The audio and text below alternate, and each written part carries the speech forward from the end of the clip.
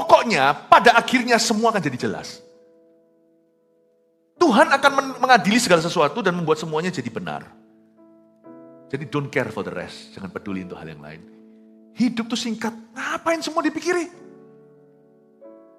Pikiran saya ini loh terbatas. Ngapain saya ambil semuanya baiknya?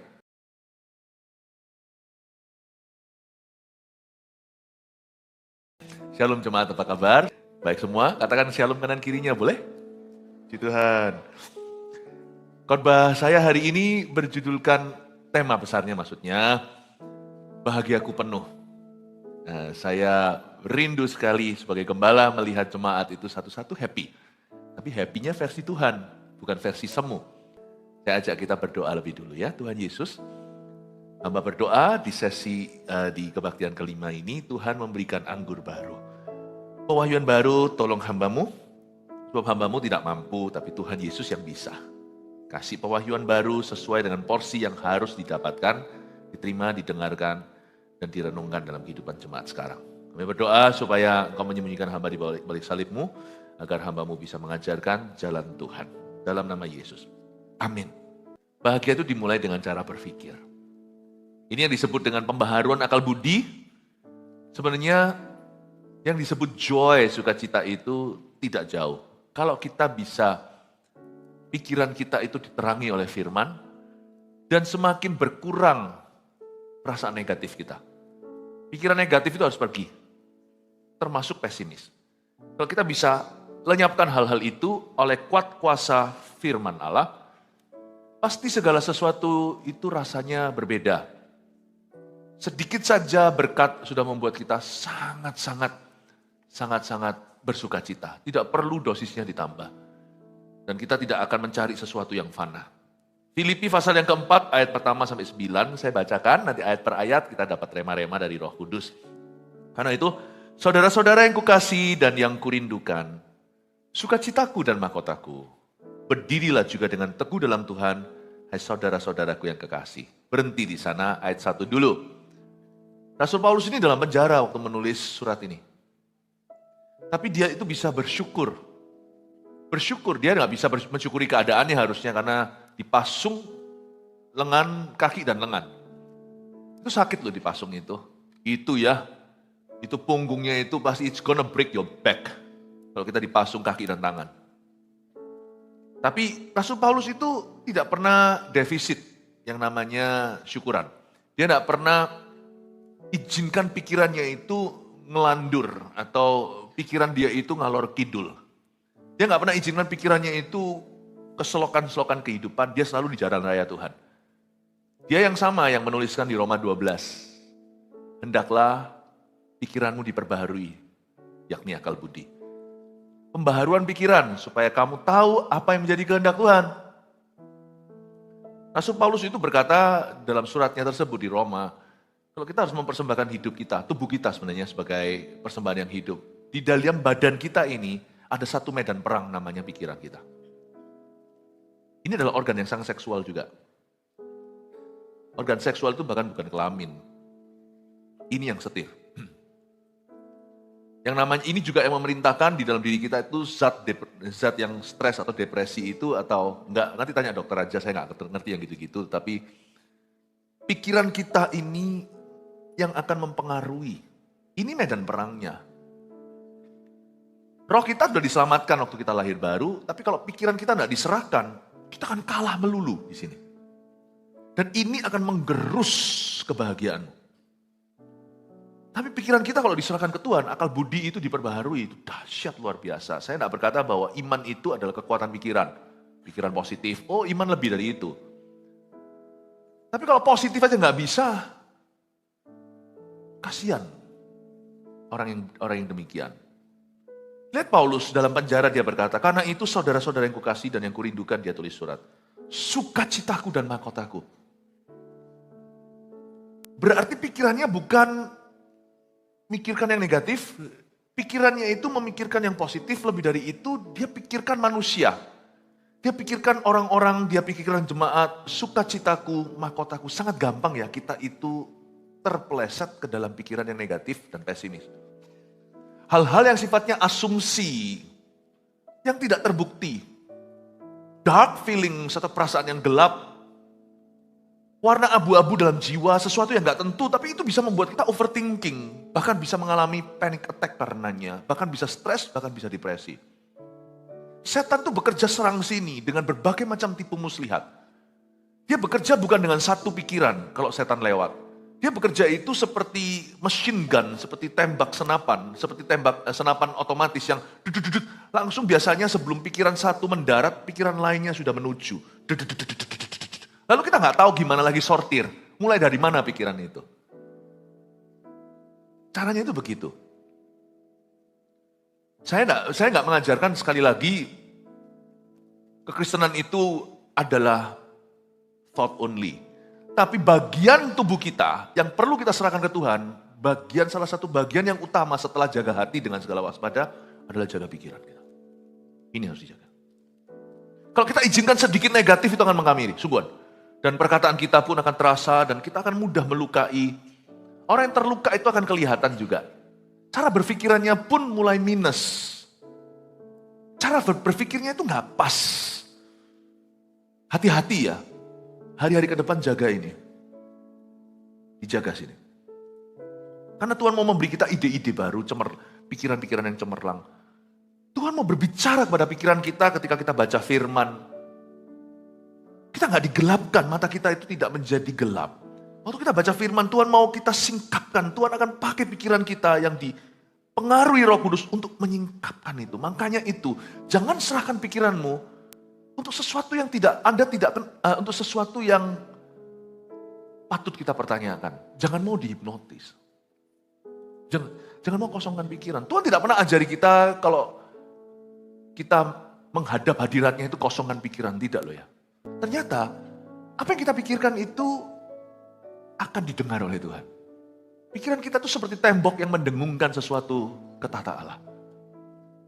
Biarlah manis kau dengar Tuhan, itu pikiran kita. Renungan hati maksudnya. Biar manis kau dengar. Pikiran kita itu bisa manis didengar dengan Tuhan. Tapi makanya kalau kita memikirkan yang manis, yang indah, yang suci, yang adil, yang benar. Hati-hati, jangan serahkan pikiranmu kepada setan atau kepada seseorang. Never surrender your consciousness to someone. Kalau secara medis, nah itu ilmiah, silakan, tidak ada superstisi atau roh jahatnya. Kalau memang perlu dianestesi oleh dokter, karena itu jangan sampai mabuk. Jangan sampai narkoba, sudah jelas lah ya. Minum-minuman apapun juga, kita memang tidak mengajarkan, tidak berkata tidak boleh minum anggur. Tapi jangan kamu mabuk karena anggur. Karena orang yang mabuk melakukan perkara-perkara bodoh, setir, nabrak orang. Orang yang mabuk lagi high, kena substance atau kena obat-obatan, pikirannya itu diserahkan. Apapun yang pikiranmu harus jaga. Pikiran itu hanya bisa tenang waktu tidur, izinkan di dalam Tuhan. Itu adalah bagian daripada pemulihan badan. Tapi jangan biarkan pikiran Anda kosong. Tidur pun tidak kosong kok, kalau kita tidur dalam hadiratnya ya, bukan mati maksudnya. Tidur, hati kita beres sama Tuhan itu, kita dapat mimpi yang indah. Saya itu pemimpi loh, saya sering dalam tidur saya itu mendapat banyak sekali ide-ide bagus. Kadang-kadang sebagai pengkhotbah pun sesuai dengan jalur profesi, Tuhan kasih saya itu bahan khotbah dalam tidur juga. Kasih saya perenungan, kasih saya gambar, karena saya ini orangnya visual. Pikiran gak pernah kosong, cuman dia seperti mobil kalau lagi tidak kita gas, running engine-nya tetapi dia tidak melaju gitu loh. Orang tidur kayak gitu, tidak kosong, siapa bilang? Kita tidur itu pikiran kita kosong, itu no. Pikiran kita enggak. Makanya itu kalau sebelum tidur itu jangan marah. Jangan simpen dosa sampai esok hari. Selesaikan hari ini, minta ampun sama Tuhan, move on. Jangan lakukan lagi. Untuk tidur itu kita dapat sesuatu. Pikir kita itu di bawah alam bawah sadar. Di dalam tidur aja kalau kita mimpi yang buruk aja kita tahu takut kok. Kalau kita mimpi yang salah aja kita juga merasa bersalah ya kan. Tapi saya tidak akan izinkan karena alkohol, karena apa. No. Dan sama bahayanya dengan semua yang saya sebutkan di atas, hipnotis, alkohol, semua adalah diracuni pikiran-pikiran toksik atau negatif. Itu sama. Itu narkoba jenis beda. Sebab lama-lama akan merasuk sampai ke sifatmu dan itu akan mempengaruhi keputusanmu. Don't do that. Jangan lakukan itu. Nah sekarang saya akan langsung ke firman ini, saya jelaskan kepada Anda. Kepada ayat 2, tadi ayat 1 kan Paulus itu dalam penjara, isi pikirannya dengan yang berguna. Dia mikirin jemaat, dia berdoa, cerita-cerita dalam penjara, pernah sekali pula waktu dia dalam penjara, di Filipi malahan. Itu sampai gempa penjaranya, pintu-pintu terbuka. Dia itu nyanyi himnal atau nyanyi pujian, a hymn of love tadi seperti yang kita nyanyikan.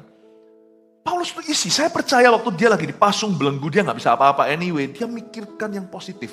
Dia mikirkan kasih jemaatnya, dia memikirkan oh ini si ini bertumbuh. Dia memikirkan oh yang orang ini, orang baru, jiwa baru udah bertobat. Dia hitung satu persatu dan dia berkata kamu mahkotaku, kamu sukacitaku.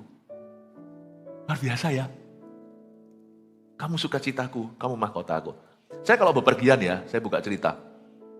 Saya di HP saya itu ada foto-foto, video-video keluarga saya banyak. Sampai storage-nya habis. Yang hoax itu gak pernah saya save. Malah saya blok ya. Nah kalau saya gak bisa tidur gitu ya. Kadang-kadang kalau badan terlalu capek itu malah gak bisa tidur. Kalau pergi pelayanan gitu. Wah lalu ketemu orang, lalu acara, lalu khotbah, pemuritan segala sampai di kamar. Tinggal letihnya setelah mandi. Lucunya sebelum mandi rasanya sudah mau geblak aja di ranjang. Tapi kalau pulang balik ke hotel saya pastilah langsung akan mandi dulu. Saya gak bisa tidur kalau gak mandi. Mandi keramas jadi seger, lucu, luarnya seger, dalamnya capek sekali. Jadi saya gak bisa tidur. Saya gak terus isi macam-macam gitu, gak. Apa pikiran-pikiran, mikir-mikir gak. Sebelum pikiran saya lari-lari, karena saya ini aktif di sini. Saya nyalakan video, saya lihat sukacita saya dan mahkota saya, anak-anak saya.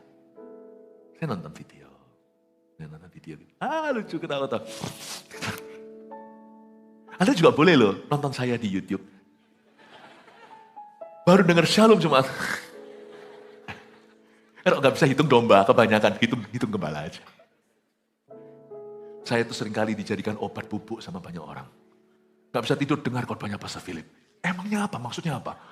Khotbah saya menina bubukkan gitu. Kurang keras rasanya berarti ya. Lebih baiklah kita tidur itu dalam firman gitu loh. Dengar khotbah gitu daripada ngelandur, ngalor kidul kemana-mana tuh pikiran. Ini harus dijaga, karena ini investasi Allah. Dan ke depan ini akan dipakai oleh Tuhan.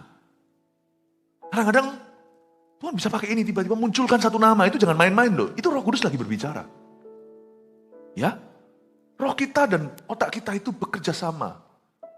Coba lihat orang Kristen yang sudah diselamatkan, tapi stres dan depresi, bisakah Tuhan memakai pikirannya?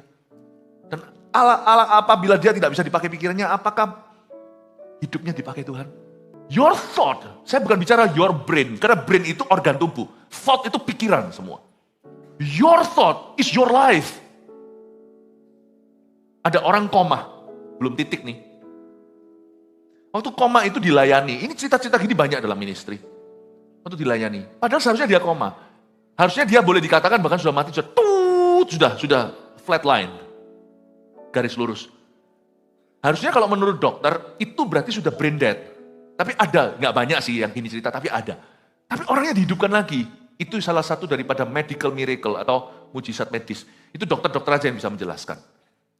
Makanya dokter-dokter kalau mau jujur melihat Tuhan itu ada. Tuhan itu sungguh-sungguh ada Tuhan. Ada kasus-kasus gitu nggak bisa dijelaskan seharusnya. Bangun lagi, tapi waktu bangun ada yang cerita. Waktu itu dia lihat dokternya pakai alat apa segalanya kayak gitu-gitu. Nggak mungkin. Sehingga semua orang mempertanyakan secara ilmiah mana mungkin itu terjadi dan semua deskripsinya tepat. Dia lihat suaminya datang dari airport lalu habis itu nangis di sebelahnya semuanya dengan pakai baju apa semuanya harusnya brain dead sudah mati. Katanya. Kok bisa dia punya pikiran tahu itu suaminya ini gini aku di mana segalanya dia lihat ruangannya kok dingin gitu. Ternyata pikiran itu roh melebihi sekedar your brain otak Anda. Otak Anda. Seorang ibu yang demensia, seharusnya orang bilang itu penyakit pikun. Meskipun gak bisa mengenali mungkin anak sendiri, tapi ketika melihat anaknya, mungkin orang lain deketin gak mau. Karena orang demensia kan bisa lupa. Tapi anaknya sendiri dia mau. Ada satu pikiran seorang mama tidak bisa dihalangi demensia. Ada sebuah thought, otaknya gak mampu. Perasaan ibu masih di situ. Gak bisa sebut ini anakku. Mungkin sebutnya sudah ngawur. Tapi dia di dalam hati tahu, ini boleh dekati. Nggak tahu gimana aku cinta ini. Sadarkah Anda? Pikiran kalau tidak dijaga, dia akan merasuk seluruhnya. Dan pikiran kalau dijaga, Anda akan berjalan dalam kehendak Allah. Semoga ini membantu Anda. Bahwa tidak sia-sia untuk kita menjaga pikiran kita. Makanya itu saya tidak sembarang asosiasi bicara dengan orang tertentu. Ada orang tertentu yang saya sengaja hindari. Bukan karena saya takut. Karena saya tidak akan izinkan pikiran saya diperas untuk sesuatu yang sia-sia. Itulah sebabnya pergaulan yang buruk merusak kebiasaan yang baik, itu maksudnya. Paru-paru harus kita jaga. Pada saat pneumonia, lagi COVID kemarin itu, wah paru-parunya putih, bercak-bercak, wah dijaga. Semua perlu dijaga, saya setuju. Tapi dari semua organ kita, setelah hati kita yang paling perlu dijaga adalah your thought life, kehidupan pikiranmu. Pernahkah Anda tiba-tiba rasa down, tidak tahu kenapa? Jangan dibiarkan. Jangan dibiarkan. BT kata orang galau lah, apalah bahasa modernnya hari ini, jangan dibiarkan. Itu nanti lama-lama Anda jadi orang yang mudah down, gak stabil. Anda kira itu perasaan? Bukan, itu patron pikiran. Pikiran kita itu bakat alam untuk nangkap sinyal-sinyal yang gak jelas. Nah kita harus hati-hati, makanya saya jaga bagaimana dengan apakah seorang anak muda mempertahankan kelakuannya bersih dengan menjaganya sesuai dengan firman. Firman ini mempan dengan pikiran. Kalau kita berdoa menyembah Tuhan itu hati yang kena dulu, makanya dua hal ini gak boleh jauh dari aktivitas Kristiani. Anak-anak Tuhan harus dekat dengan dua ini, yaitu berdoa alias memuji menyembah juga sama, dan baca firman.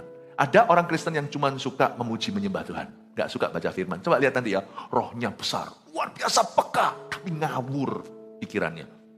Malah jadi orang yang ngeroh. Tapi kalau kita hanya makan firman, rohnya tidak dibangun. Makanya saya suka berbahasa lidah, saya suka berdoa, bukan hanya baca firman saja. Lama-lama saya jadi Farisi, hanya teori, saya jadi pintar, tahu segala sesuatu, tahu jalurnya, tapi gak punya keberanian. Tahu semua apa itu mengampuni, tapi waktu giliran mengampuni, hati saya itu loh membeku. Jangan jadi orang Kristen salah satu, tapi dua-duanya. Dua aktivitas ini, yang satu menjaga hati waktu kita berdoa, memuji, menyembah Tuhan bertahta di atas pujian umatnya. Sesuatu terjadi di hatimu. Tapi saya akan selalu ke firman, karena firman ini yang directly affecting your thoughts. Karena firman ini yang langsung mempengaruhi pikiranmu, termasuk khotbah-khotbah yang diurapi, pengajaran-pengajaran firman. Itu akan mempengaruhi patronmu. Patron pikiran sama dengan paradigma. Nah itu bukan pikiran saja, itu suatu kompilasi pikiran yang menjadi karaktermu. Menjadi caramu, fondasi berpikirmu. Paradigma. Anak kecil, bayi belum punya paradigma. Waktu mereka melihat sesuatu, mereka mikir sesuatu. Mama gak ada, mama hilang. Dia gak punya paradigma, belum punya realita. Dia cuma lihat ke depan, panca indera. Tapi waktu dia besar, mungkin dia di dalam keluarga yang kasar. Pelecehan pun terjadi. Lama-lama dia punya paradigma. Apa itu jahat? Lalu pula dilanjutkan lagi komplikasinya. Semua laki-laki sama saja. Nah di situ biasanya masalah-masalah seksualitas juga terjadi. Paradigma. Tapi kalau dia sehat meskipun tidak sempurna, dia akan punya paradigma dan dia lebih memahami cara kerja Allah.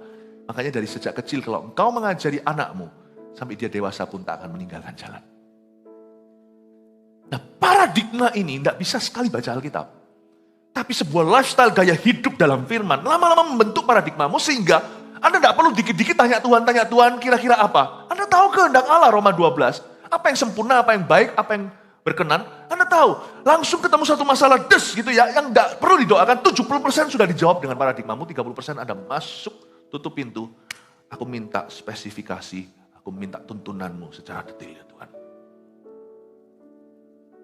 Ini yang disebut dengan membangun manusia roh kita. Itu lengkap, bukan orang yang ngeroh.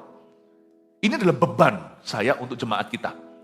Karena jemaat gereja ini bukan hanya memberi Anda makan, memberi Anda ikan, tapi latih Anda bagaimana Anda bisa menjala ikan sendiri. Saya rindu sebagai gembalamu untuk mengajarkan kepada Anda, memuridkan caranya gimana kita bisa punya kehidupan pikiran dalam firman. Makanya itu orang yang juga mendengar khotbah, kenapa saya itu seringkali kok cerewet ya? 5 kali dengerin semua. Karena saya tidak mau hanya Anda dengar khotbah.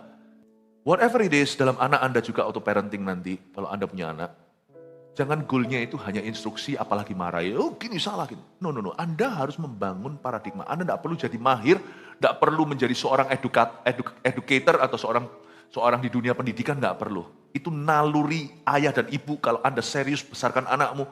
Kalau Anda libatkan Tuhan, pasti Tuhan kasih hikmat. Anda tidak tahu, tidak bisa disuruh buat kurikulum formalnya, tapi di hati Anda akan ada gerakan. Ini yang baik untuk anak Anda, ini tidak. Tapi saya kasih goal besarnya. Gambar besarnya untuk anak kita. Anda harus bentuk paradigmanya. Kalau tidak, dunia akan membentuknya. Ya, itu yang disebut culture. Building the culture. Kebudayaannya.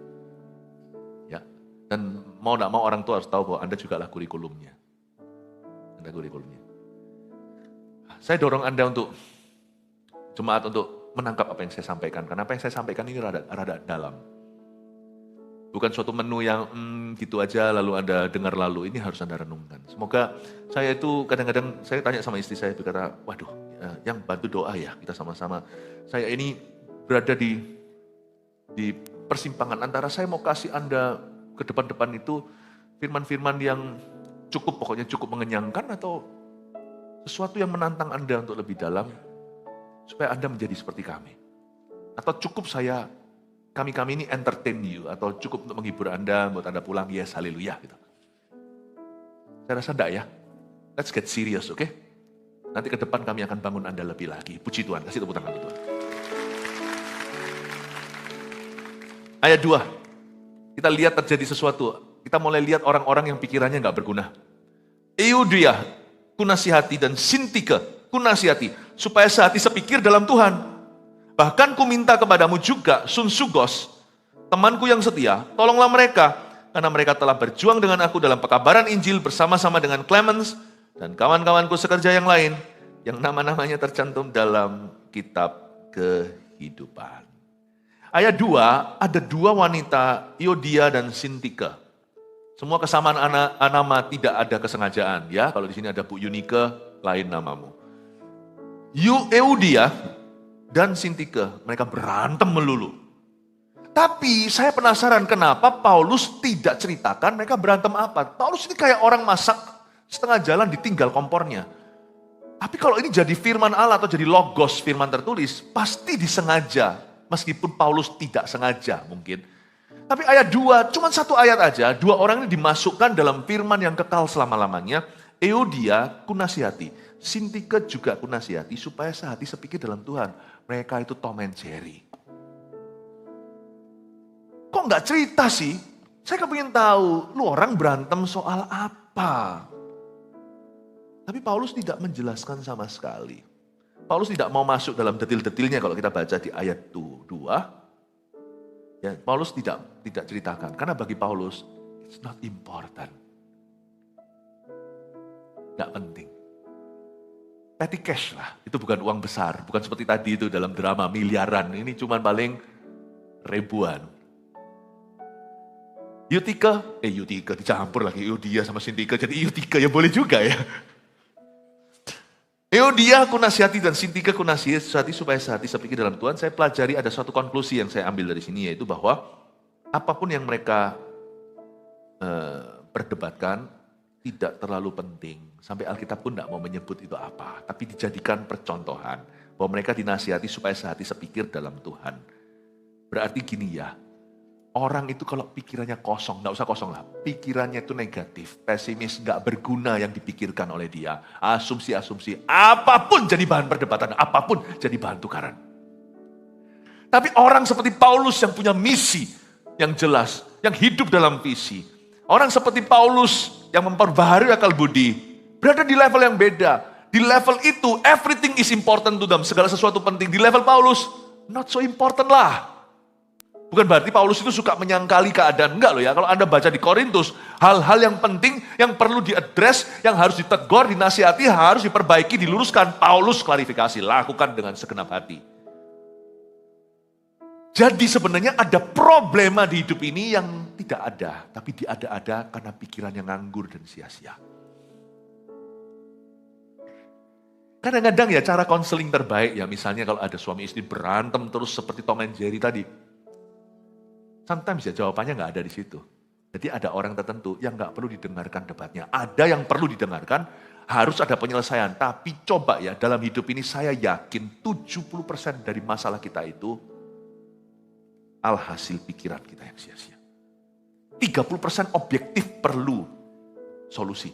70% menurut saya bangun bukan muscle pahamu, bangun otot doamu dan otot firmanmu. Selesai sendiri. Jadi kalau suami istri seperti Tom and Jerry, 30% sungguh perlu dikonselingi, 70% you bangun mesbah doamu, you bangun kehidupan firmanmu. Sudah selesai sendiri. Yang dulu dipermasalahkan, tiba-tiba no problem honey. Gak semua masalah itu perlu dicari solusinya. Karena kadang-kadang ada masalah yang bisa hidup itu kan gampang. Dibuat sulit juga bisa, dibuat gampang, lebih mudah juga bisa. Kalau gampang sih enggak, hidup itu enggak mudah sih. Tapi kalau mau dipermudah juga bisa, dipersulit juga bisa. Tergantung yang jalani sih. Iya kan? Jadi di sini Paulus sama sekali tidak mau masuk di dalam eker-ekeran mereka. Kalau Anda baca di sana ya, saya juga belajar sesuatu. Jangan masuk dalam pertengkaran orang, kecuali kalau itu sungguh-sungguh ada kepentingan bersama yang harus ditanggulangi. Kalau sesuatu yang sifatnya petty cash itu kata petty itu artinya kecil, uang kas kecil. Kalau sesuatu yang sifatnya receh, saya rasa kadang-kadang kita perlu berbesar hati itu aja. Itu kan selesai sendiri. Makanya itu, Paulus langsung pakai ayat 3, bahkan ku minta kepadamu juga sun sugos, ini bukan sun kokong itu monyet. Bahkan ku minta kepadamu juga sun sugos, temanku yang setia, langsung ditandemkan dengan orang yang setia. Supaya Eudia dan Sintike malu sendiri. Ini bukan mempermalukan, tapi sebagai perbandingan. Paulus langsung shift. Coba Anda lihat ya, dia bergeser perhatian. Dia cuma kasih mereka satu ayat, itu pun pendek pula. Ayat 3 lebih panjang. Eudia ku nasihati, Sintike ku nasihati. Udah gitu aja supaya mereka sehati sepikir. Malahan aku minta kepadamu, sun sugos itu temanku yang setia. Tolonglah mereka. Karena mereka telah berjuang dengan aku dalam pekabaran Injil bersama dengan Clemens dan kawan-kawan sekerja yang lain yang nama-namanya tercantum dalam kehidupan. Sun Sugos dan Clemens enggak tukaran, enggak berantem, enggak eker-ekeran. Karena mereka dewasa pikiran. Sedangkan Sintike dan Eudia, semuanya diperkarakan. Apa yang diperkarakan oleh hatimu menunjukkan kedewasaanmu. Dan apa yang tidak diperkarakan oleh hatimu juga menunjukkan kedewasaanmu. Makanya ada ayat juga di Amsal, tapi saya bahasa Indonesianya, saya lebih ngerti Inggrisnya, tapi bahasa Indonesianya kurang lebih begini. Ya. Orang yang bisa mengabaikan salah, orang itu besar. Kasih menutupi segala macam kesalahan, kasih menutupi banyak kesalahan, bukan segala macam, tapi banyak kesalahan. Kalau itu di Korintus. Jadi apa yang kita tidak perkarakan, ada orang yang pikirannya begitu sia-sia, saking tidak amannya insecure diri, bayangin tidak disapa aja bisa membuat dia galau 1 bulan. Ada orang itu segitu rupanya, senganggur itunya. Kadang-kadang kita itu senganggur itunya pikiran kita. Hal-hal yang belas gak perlu diperkarakan. Itu jadi perkara besar dalam dirinya. Sungguhan. Makanya itu saya berdoa di dalam nama Yesus, supaya pikiran kita diisi dengan sesuatu. Amin Bapak Ibu. Karena kalau sekarang saya disuruh milih, saya mau jadi seperti Eudia atau Clemens, saya mau jadi seperti Clemens. Paulus kasih lihat Sun Sugos dan Clemens supaya Eudia dan Sintike malu dan tertemplak sendiri. Lihat ini. Mereka teman sekerjaku, setia lagi. Mereka telah berjuang dengan aku. Pekabaran Injil, lihat itu, kata-kata besar di dalamnya. Kalau mereka, Eudia cuma diberitahu, ku nasihati, supaya sehati. Lihat Sun Sugos, setia. Tolonglah mereka. Mereka berjuang dalam pekabaran Injil. Clemens, nama-nama yang tercantum dalam kitab kehidupan. Luar biasa, ayat 4. Bersukacitalah senantiasa dalam Tuhan. Sekali lagi kukatakan bersukacitalah. Setelah dikasih bom nuklir sama Paulus tidak lanjut. Paulus cuma bilang gini, sudahlah. Ngomong dia sama Sintike, sudahlah. Baik kan? Karena bagi Paulus, gak ada masalah apa-apa. Ini kayak dokter yang suruh pasiennya pulang. Dok, gatal di sini, diperiksa nggak ada apa-apa. Dok, pusing di sana, di MRI bahkan di apa juga nggak ada apa-apa. Dok, lama-lama dokternya bilang pulang. Yuk nggak ada masalah. Ada loh pasien gitu, karena pasiennya datang ke saya. Saya diusir loh, Pastor Philip sama dokter. Kenapa? Andai kata saya, tapi pendeta nggak boleh usir orang, itu jadi berita. Jadi saya bilang, betul, berarti isilah hidupmu. Isi apa maksudnya Pastor Philip? Kalau pikirannya melulu ke diri sendiri ya semuanya sakit, semuanya gatal. Isi pikiranmu dengan sesuatu yang lain gitu loh. Oh gitu ya, saya doakan, mau dengar, puji Tuhan. Ini Euodia dan Sintika bilang, sudah, you gak ada masalah. Kalau ada masalah pasti Paulus akan tanggulangi, dia terbukti. Terbukti berkali-kali begitu. Tapi Sun Sugos, dia bilang, lihat Sun Sugos. Lihat Clemens, orang-orang yang namanya tertulis dalam kitab kehidupan.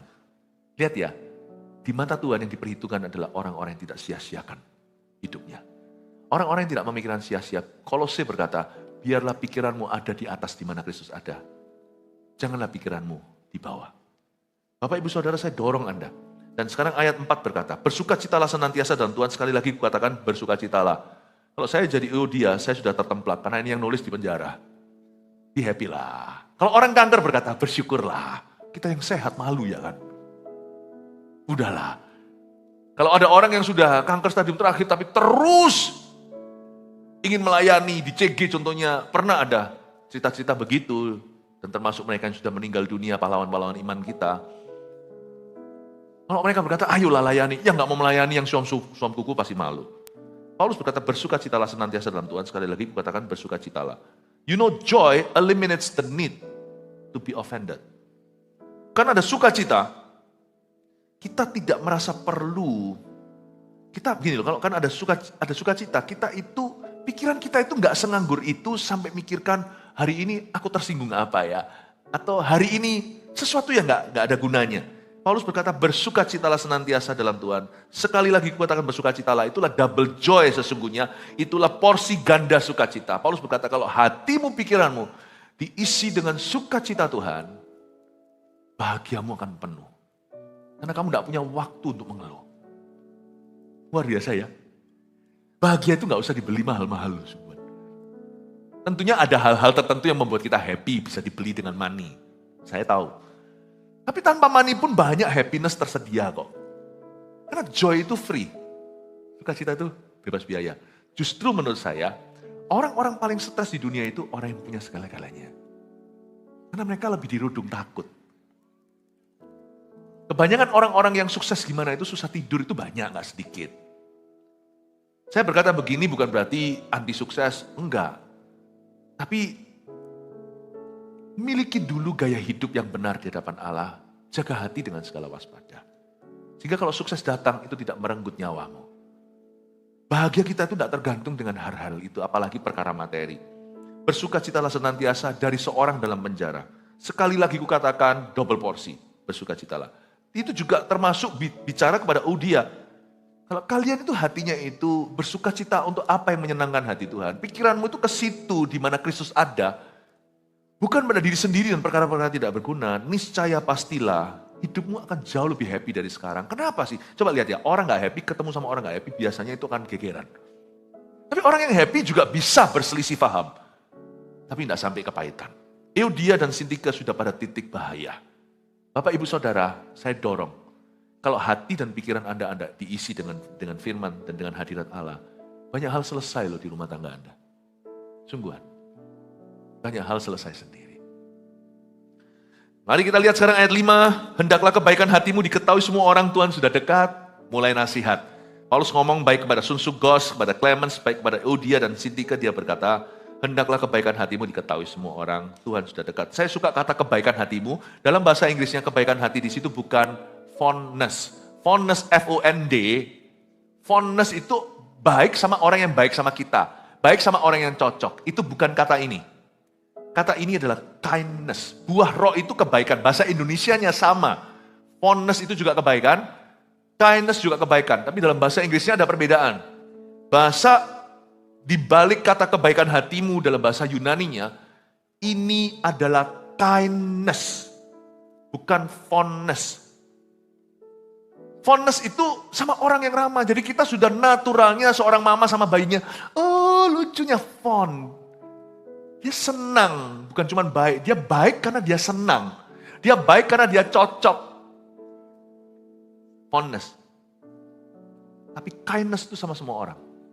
Saya belajar pelajari satu hal dalam hidup ini, kalau hati kita latih untuk baik hati kita akan lebih happy, sungguhan itu.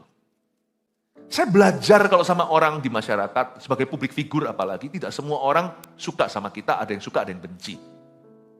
Tapi sekalipun kalau saya jalan di mana dan saya tahu orang itu gak suka sama saya contohnya, atau ngomong apa atau gimana, bukan sesuatu asumsi, tapi sesuatu yang terbukti. Saya gak jadikan itu perkara di hati saya. Pertama-tama saya beritahu pada diri saya sendiri pikiran yang berguna. Emangnya gua ini siapa semua orang harus suka sama saya, Yesus saja gak semua orang cinta. Kalau Anda itu bisa cengli atau bisa masuk akal pikirannya itu, hidup itu tanpa ekspektasi yang berlebih. Sehingga tidak seperti orang-orang tertentu kalau di dislike, tidak disukai seseorang itu dia bisa depresi. Turunkan ekspektasimu. Emangnya saya ini siapa semua orang suka? Yesus loh, tidak semua orang cinta, apalagi percaya. Jadi kalau saya ketemu seperti itu, saya dapat kesempatan untuk sapa, saya sapa dulu. I may not be fond of you, saya mungkin tidak suka sama kamu. Tapi itu tidak menghalangi saya untuk baik hati. Karena saya baik hati sama Anda, I do that for me, not for you. Saya lakukan itu untuk saya, bukan untuk Anda. So kalau saya benci, saya yang rugi, paham maksud saya? Fondness itu apa?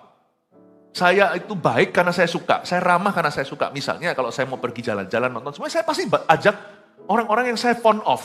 Bukan tipe-tipe orang-orang yang menjadi salib bagiku. Meskipun mereka itu kuperlu, tapi tamasya tidak akan kuajak. Iya kan? Kalau orang-orang jadi duri dalam daging Anda sekalipun itu berguna, menghasilkan buah roh. Ada saat-saat tertentu di mana Anda mau bersenang-senang, Anda mau bersama dengan orang-orang yang memang Anda fond of atau Anda suka.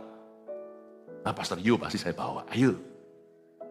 Karena saya bully, dia tidak membalas saya. Tapi kalau saya berbaik hati harus semua. Jadi saya kadang-kadang sapa orang-orang, saya tahu, hey, apa kabar? Apa kabar? Tapi saya tulus ya lakukan itu bukan untuk saya, lalu saya tidak tulus, saya pura-pura, enggak. Apa kabar? Saya ucapkan berkat, itu hati saya pun jadi enak. Aneh ya. Tuhan itu berhikmat loh. Kalau Tuhan suruh kita itu kasih bara api itu, di sana jadi api, di sini jadi batu es. Sejuk sekali di Sahara. Bara api yang kau taruh pada musuhmu itu, dengan kebaikan hatimu, itu menjadi es batu di hatimu yang kering kerontang. When you're kind to all, you do that for you. Anda berbaik hati pada semua. Saya tidak mau jadi produk orang Kristen yang benci. Saya nggak mau, sungguhan. Karena kalau saya begitu, saya pasti jadi jahat. Saya bayangkan kalau itu tokoh-tokoh Marvel gitu ya. Spider-Man itu kalau kena virus gimana bisa jadi Spider-Man yang ada giginya itu loh.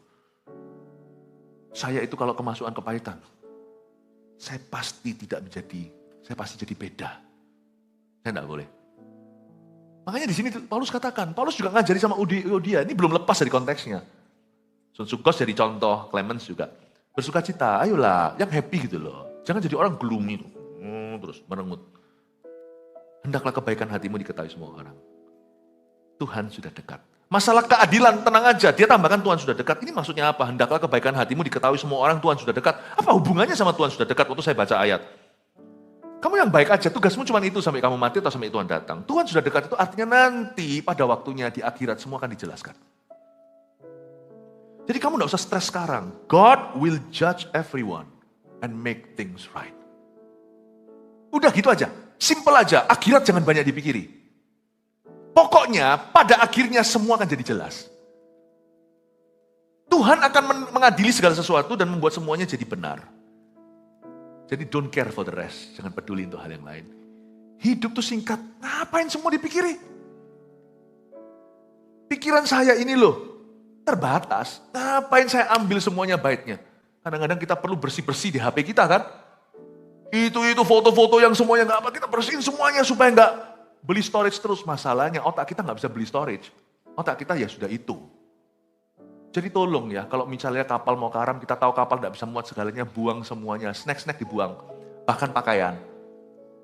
Oh snack jangan dibuang sih, makanannya. Tapi peralatan keselamatan, makanan, obat-obatan itu ditahan. Buang ya nggak perlu, otak kita itu terbatas, byte-nya terbatas. Berapa giga apalah. Hanya Tuhan yang tahu berapa banyak. Kita pun belum eksplorasi semua, tapi saya takutnya ada batasnya. Buanglah, jangan dikit-dikit dipikirin, ngapain sih? Tuhan sudah dekat. Saya cuma biasanya menepis stres yang gak perlu itu begini. Tuhan sudah dekat, beres, nanti Tuhan bereskan. Lalu saya ketemu orang, hey halo, shalom. Saya tahu orang itu jahat sekali. Hey halo, shalom. Istri saya itu pernah sekali, lucu, waktu itu suatu hari ada satu orang yang super jahat sama saya. Saya itu orang yang mudah lupa, jadi saya ini punya satu bakat pikun yang bagus, saya mempertahankan itu. Jadi kalau orang-orang jahat segalanya itu nanti waktu besok saya ketemu, saya seperti baru ketemu sama orang itu. Saya lupa. Hei, gitu ngobrol, shalom ya, gimana, setelah lewat, oh iya ya, saya diingatkan, ini orang ngomong gini, oh iya ya, untung aku lupa. Lalu setelah itu saya cemberut sedikit, kok jahat ya orang itu ya. Besok saya lupa lagi, saya sapa lagi. Ayat saya tidak lupa. Jahat saya lupa. Ya, I think I like that. Dan istri saya juga meneguhkan, kamu itu lucu. Jadi orangnya, saya rasa lebih baik gitu. Jangan dipikiri ya, kalau semuanya kesalahan orang ini. Kejahatan orang, pernah diapain orang. Ngapain sih jadi trauma? Sebenarnya trauma enggak itu perlu kesembuhan batin, doa, kelepasan, teriak-teriak juga perlu. Kalau sudah terlanjur, kalau sudah terjangkit ya kan. Tapi lebih hebat lagi kalau nggak pernah terjangkit. Ngapain sih dipikiri? Orang yang punya relax attitude seperti itu terhadap kesalahan orang lain, orang itu biasanya nanti lebih ringan hidupnya. Kemarilah yang letih lesu dan berbeban berat, ku beri kuk yang ringan. Ini loh sekarang saya ajarkan, ini loh kuk ringan. Kuk ringan itu bukan lebih gampang. Kuk ringan itu Tuhan memberimu relax attitude atau sikap hati yang santai deh. Bahasa Ibrani tadi di kebaktian berapa saya sampaikan. Bahasa Ibrani versi Surabaya, ya wes lah. Iya lah, coba ngomong makanan kirinya, ya wes lah. Gitu aja kok. Orang yang paling kasihan adalah orang yang kalau masuk, lu gak tahu saya siapa ya? Wah, yang butuh disembah, butuh dipuji, butuh nomor satu, egonya tinggi, gengsinya apalagi. Orang gitu tuh menyiksa diri sungguhan. Orang kalau gak punya gengsi apa-apa, sana gak usah menghargai saya gak perlu dikenal sama semua, saya gak harus menang melulu. Jangan maunya menang sendiri. Enak loh hidup kayak gitu. Ambisi kita untuk yang perlu. Kalau hal-hal yang sifatnya penting, ambisi setengah mati. Tapi sifatnya yang gak berguna, ngapain sih dipikiri? Bisa gak kita begitu? Supaya kita punya ruang untuk Allah nanti memberi kita ide-ide yang brilian. Supaya kita itu punya availability. Kita punya space atau punya ruang hampa untuk Tuhan. Taruh sesuatu kemudian hari. Jangan dihabisi itu. Amin Bapak Ibu. Semoga berguna ya. Dikit-dikit lagi ya. Selesai ya. Sampai mana? Oh, ayat 6. Janganlah hendaknya kamu khawatir tentang apapun juga. Wih, ini cara unload ini, gampang. Ini cara buang-buang foto. Jangan kamu khawatir tentang apapun juga. Yang pertama harus pergi kekhawatiran. Karena kekhawatiran itu belum terjadi dan tidak tentu terjadi. Ngapain dipikiri? Nanti kalau begini gimana? Kayak tadi itu loh. Ini takut yang sakit, ini takut bangkrut, ini takut diselingkuhi. Tidak terjadi. Relax saja lah. Kalau terjadi aku hadapi gitu aja. Bukan berarti kita nggak antisipasi. Ngapain antisipasi gitu? Kalau hidup kita itu selalu siap melakukan kehendak Tuhan, apapun yang di depan kita, kita pasti siap menghadapi. Santai aja. Ngomong gini enak, Mas Film. Enggak. Santai nggak santai, masalahnya sama datang. Kayak mau santai atau mau stres. Stres kalau sudah datang, saya akan hadapi. Ditunggu juga sama stresnya, nggak ditunggu juga stresnya datang. Asal saya ready to do God's will, siap melakukan kehendak Tuhan. Kalau datang, baru saya rasakan stresnya, ayo kita jalani.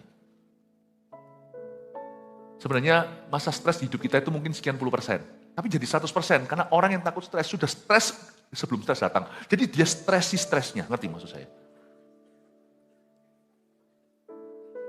Saya rasa Tuhan tahu lah porsi. Saya sih nyantai aja, Tuhan tahu porsinya lah. Kesusahan sehari itu sehari. Tuhan tahu porsinya. Dan Tuhan juga tahu kemampuan saya, keterbatasannya. Tuhan pasti akan bantu saya pada waktunya. Jadi bagi saya begini. Stres kalau datang pasti datang. Saya siap kok. Saya hidupnya tidak tertuju apa-apa. Tapi kalau kita terus pikiri, lama-lama kita tidak mikir apa-apa. Hidup kita cuma isinya stres. Ya, jangan hendaknya kamu khawatir tentang apapun juga, tetapi nyatakanlah dalam segala hal keinginanmu kepada Allah dalam doa dan permohonan dengan ucapan syukur. Nah, di sini ada skillnya. Belajar art ini atau belajar hikmat. Dikatakan di sini setelah jangan khawatir adalah nyatakan dalam segala hal keinginanmu kepada Allah. Tulis baik-baik. Belajar menaruh perasaan Anda dalam kata-kata. Ini kekurangan kita orang Asia dan orang Indonesia. Orang Barat sangat bagus tentang hal ini. Tapi kognitif mereka secara otak bagus, tapi mungkin secara perasaannya, secara kepekaan, kebudayaannya, komunitasnya lebih individualistis, itu kalah sama orang Asia. Tetapi satu hal yang kita bisa pelajari dari kelebihan orang adalah mereka bisa menaruh kata-kata, perasaan dalam kata-kata. Nah, kalau perasaan Anda itu mungkin tidak bisa diutarakan dengan kata-kata, saya bersyukur untuk bahasa lidah. Tetapi minimal dengan menaruhnya dalam kata-kata, akal budi kita jadi lebih ringan.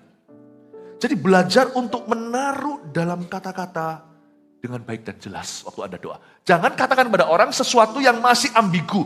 Sesuatu yang di dalam spiritmu belum selesai dan Anda tidak tahu itu apa. Mendingan tutup pintu dalam doa. Karena doa nggak pernah salah, karena alamatnya betul. Salah pun dibenarkan sama Tuhan. Tapi kalau terlanjur, kalau sama manusia udah terlanjur. Mau dibenarkan, sudah menyebar. Karena itu doa selalu menjadi pilihan pertama. Kalau kita lagi mengalami sesuatu yang tidak menentu, hati kita gundah gulana, masuk dalam doa, tapi jangan cuman bengong, di dalam doa tapi nggak ngapa-ngapain, HP-an. Dalam doa itu taruh HP-nya, kecuali kalau mungkin untuk catat atau baca ayat, terserah, saya sih suka bukunya, yaitu Alkitab. Tetapi waktu saya sudah di dalam doa, saya pastikan berusaha, sekalipun bahasa lidah itu yang menjawab bahasa roh saya, menjawab sesuatu yang rahasia. Tapi waktu saya menyatakan dalam bahasa manusia yang bisa dipahami, akal budiku jadi terbantu. Biasanya saya akan nyatakan dalam segala hal, keinginanmu kepada Allah dalam doa. Belajar taruh kata-kata, perasaan Anda dalam kata-kata yang terbaik. Dalam kata-kata bukan terbaik, bukan fasih, tapi dalam kata-kata yang bisa Anda jelaskan ke Tuhan. Paham ya? Itu akan menyelesaikan banyak. Seorang konselor tanya sama saya, Pastor Philip kok tidak pernah dikonselingi? Dia berkata, orang-orang biasanya setelah masuk hamba Tuhan seringkali harus dikonselingi sekian waktu.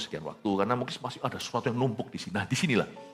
Mungkin habis itu akhirnya salah satu menyimpulkan, mungkinkah orang ini konseling langsung sama Tuhan.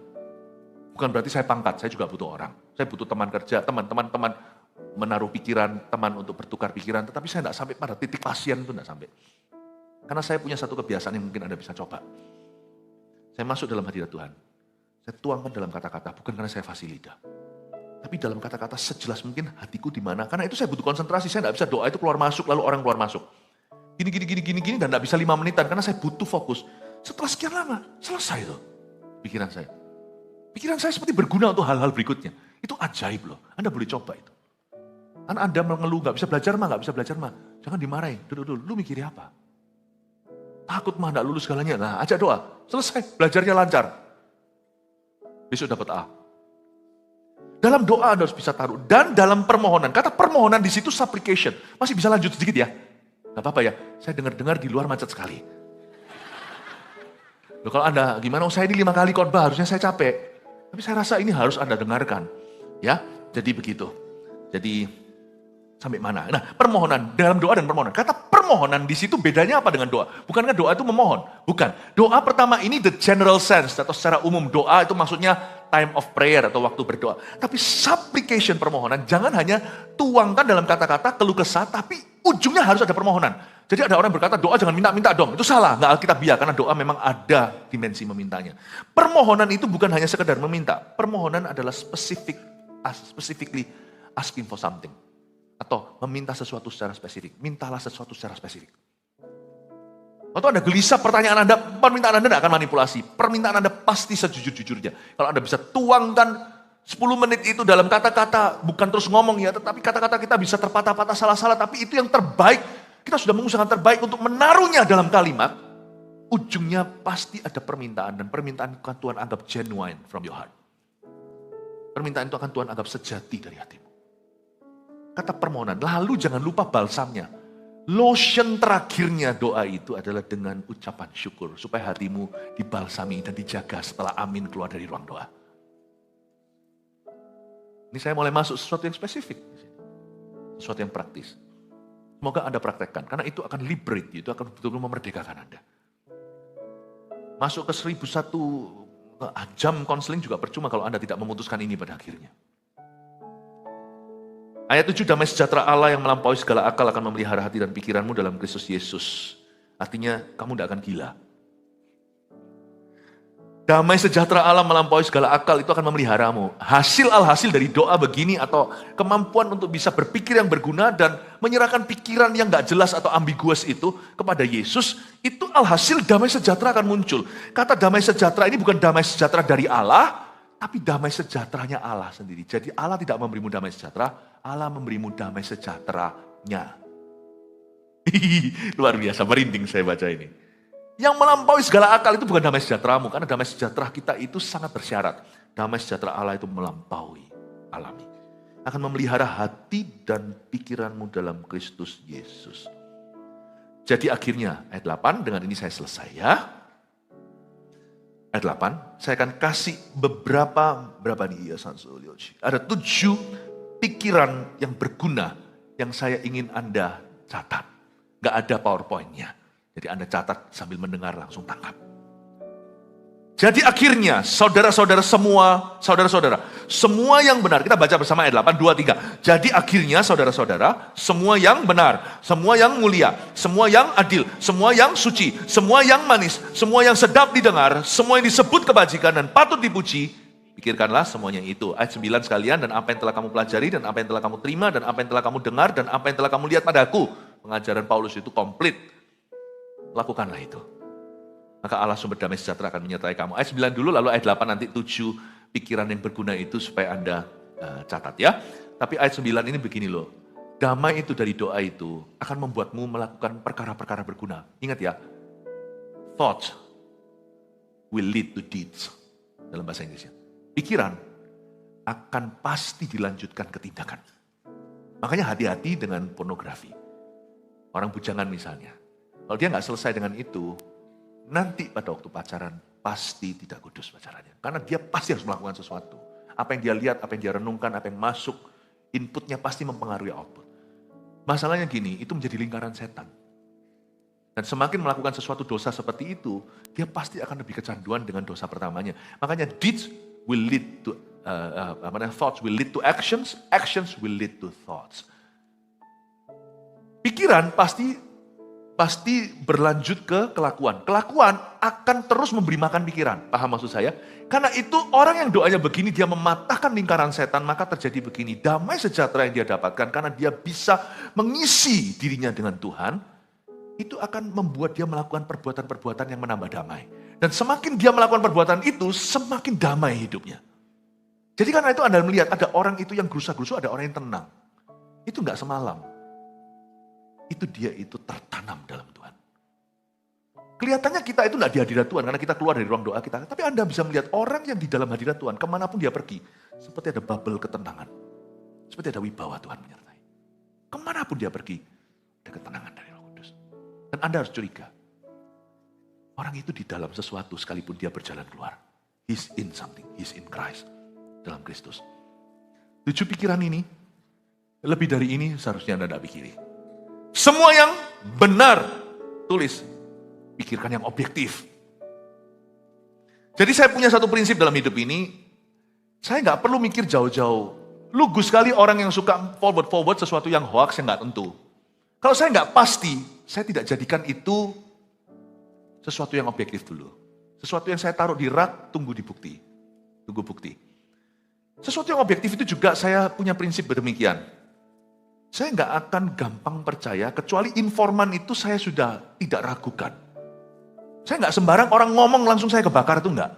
Saya nggak reaksional. Saya belajar sesuatu, kalau saya nggak dengar sendiri, lihat sendiri, saya nggak percaya. Ini kalau sama Tuhan nggak boleh begitu.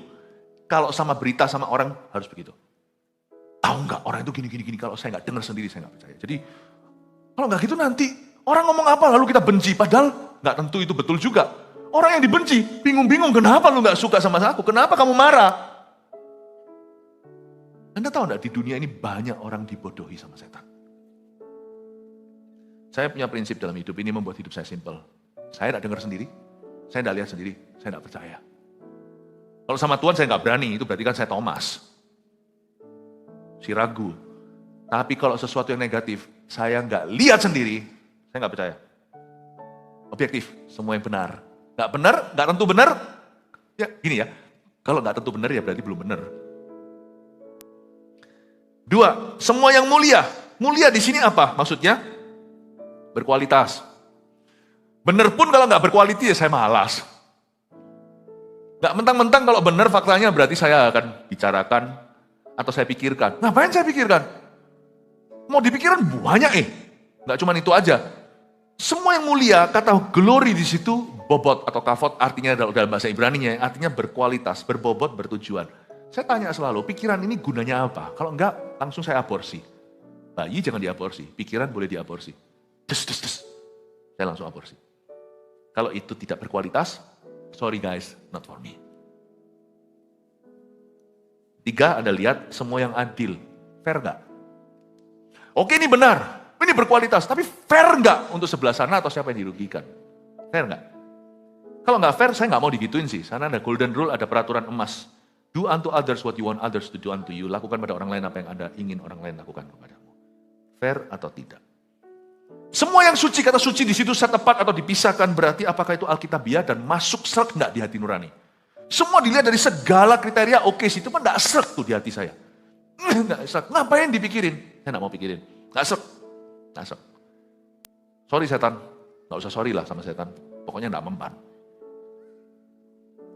Suci di situ artinya biblical or not. Apakah hati nurani? Apakah Tuhan yang endorse pikiran itu? Semua yang manis, manis di sini apa? Manis di sini yang membangun. Sweet untuk didengar. Itu bukan yang enak-enak doang. Kadang-kadang yang membangun itu juga sesuatu yang keras, sesuatu yang menegur. Tapi apakah itu manis nggak? Manis nggak? Semua yang manis. Mungkin packagingnya bisa kurang manis kalau Anda suka durian, kan durian itu jangan dimakan kulitnya, please jangan. Tapi dalamnya enak, kata orang yang benci ya benci, yang suka ya suka. Kadang-kadang packagingnya itu memang dalam bentuk konstruktif, kritisisme atau kritikan yang membangun. Tapi kalau Anda makan itu buahnya, itu manis loh, itu manis. Semua yang manis. Semua yang sedap didengar di sana, ayat nomor 6, yang sedap didengar itu semua yang testimonial. Nah ini gak ada salahnya. Semua yang sifatnya kesaksian, good story yang membangun iman, itu saya terima. Wah saya terima. Saya senang, Paul senang sekali kalau orang itu memberi kesaksian, saya itu senang sekali. Karena itu membangun semua telinga yang mendengarnya.